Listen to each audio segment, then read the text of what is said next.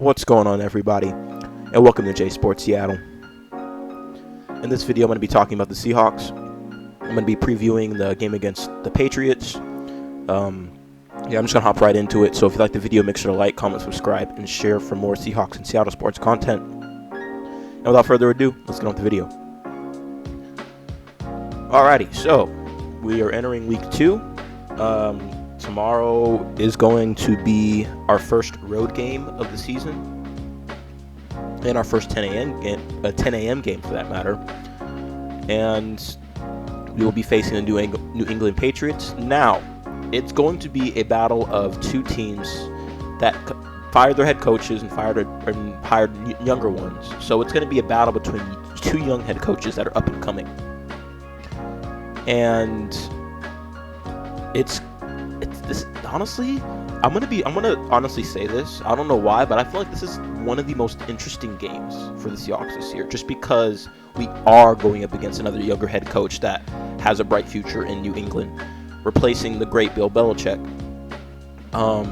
And you know, it's interesting to see how they will go after this week and after this year. So it's between two young teams and two young head coaches. So I like this matchup, and it is going to be I feel like it's going to be a defensive slugfest. I feel like it's going to be your 17-10 kind of game, your 16-9 sort of like your low-scoring game where both teams don't reach 20 points. I feel like it's going to be that type of game. I just feel like both offenses won't really do anything against each other's defense. The Patriots' defense absolutely shut down the Bengals, and the Bengals have some ballers. So that's kind of concerning for us because I know they have Christian Gonzalez, who, you know, is coming back from that season-ending injury from last year, and he's looking good. And they got Jabril Peppers, they got Ramondre Stevenson. I take a look at their team, and they actually have some young talent. They got some talent that's up and coming. But the difference. But here's what I will say: the difference in who wins this game is the quarterback play. Whoever has the better quarterback play is going to win the game. So if Geno just does better than Jacoby Brissett, I feel like we should be able to pull this one out. So as long as Geno can try to play mistake-free football, I know it's against a defense that's looking good early on. If as long as we can, you know, win in that area, I feel like we'll win the game. So firstly, let's go over the injury report. It's not looking good. I mean, it looked worse earlier in the week, but it's better, but it's still like not as good. So let's just look at the practice yesterday on Friday.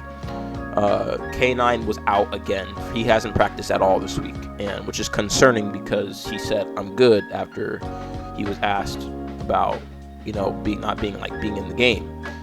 He didn't. I think he was taken out of the game like 10 minutes left in the game, like in the fourth. So that's concerning. George Fant had that knee injury where he had to be helped off. He hasn't practiced all week. He's listed as doubtful.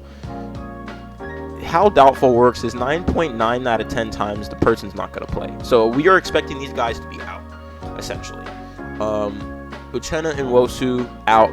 He's going to be out. He was ruled out immediately, like after like the day after, which is not good. So that means his knee injury is still bothering him, and it's still going to be a while before he comes back. And then Farrell Brown, he hasn't practiced. He was limited on Wednesday, but then he hasn't practiced since. So he was ruled out. So I feel like that's not good. I feel like that's not good because he could have aggravated it by going out and trying to practice. But it depends on what he was practicing. So, but he's ruled out.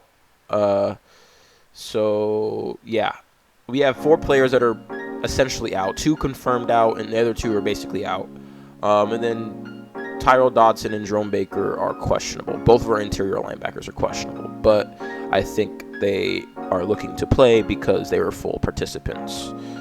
Except for Jerome Baker. Jerome Baker had a hamstring, but Tyrell Dodson is looking to be. He'll play. He looks like he'll play because he was a full participant. But yeah, otherwise it's not looking good early on so far. I'm hoping these guys can get healthy soon. I hope K9's injury isn't too bad. And hopefully he'll be healthy in time for next week when we face the Dolphins. Speaking of which, I need to talk about that for a second. I need to talk about Tua. because this is bigger than football. A lot of people are calling for him to retire, and while I agree, I feel like he should retire. It is his choice. I mean, he is a father, and CTE is a real risk. He's already had three concussions, 4 in total. There was one unconfirmed. They called it a back injury, but I think that was concussion too. But he's had 3 confirmed concussions in 2 years. I mean, there are a lot of former athletes who are telling him to retire, but I gotta say the sensible thing, because it is the right thing to say. It is his choice, and it's his choice. It's up to him, his family, his doctors. That is all them. I don't have any say in that. So I can have my opinion on it, but I have no say in that. That is all Tua, and he is entitled to do exactly what he feels like he needs to do, and Tua and his family and his doctor.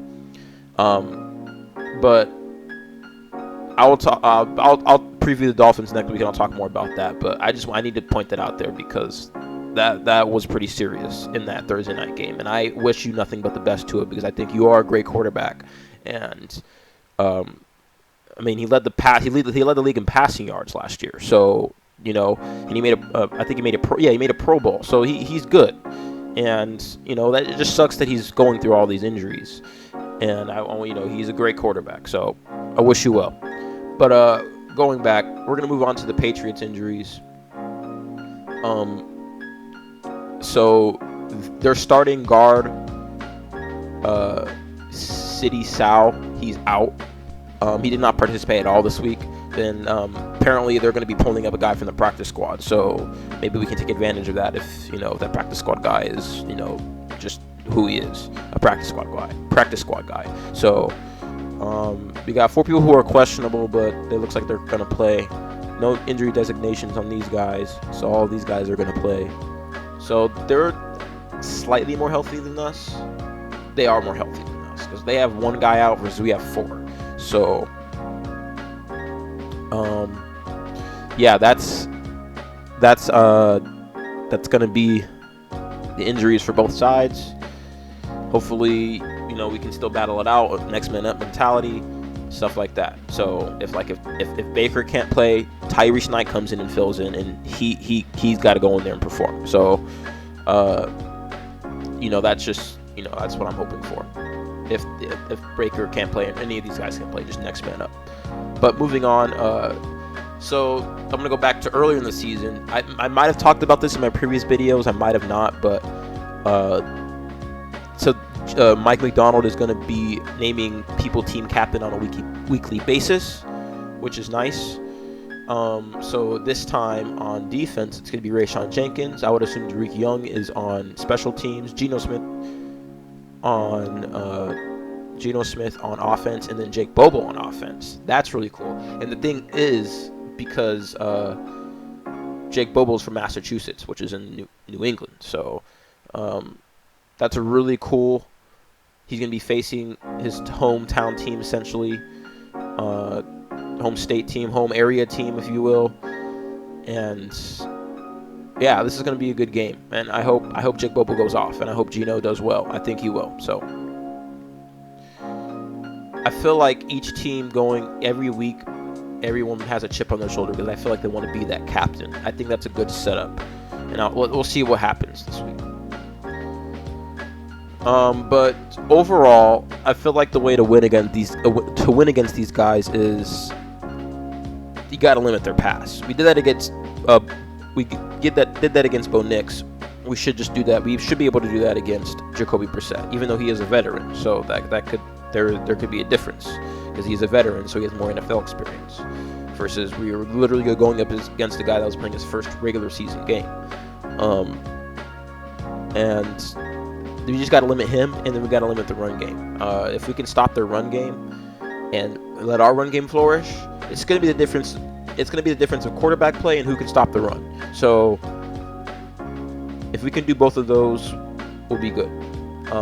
We limited the running backs last week to under 4 carry. So I think might have been near under 3 carry, if not close to lower 3 carry, which is really good. So if we can do that against Stevenson and their running backs, will be in good shape. And overall, just got to play a clean game. Geno just doesn't need to force stuff. Offensive line needs to protect. Please protect Geno, man, because I mean, he's not going to be able to go to his playmakers. He's not going to be able to go through his reads if he's constantly running for his life.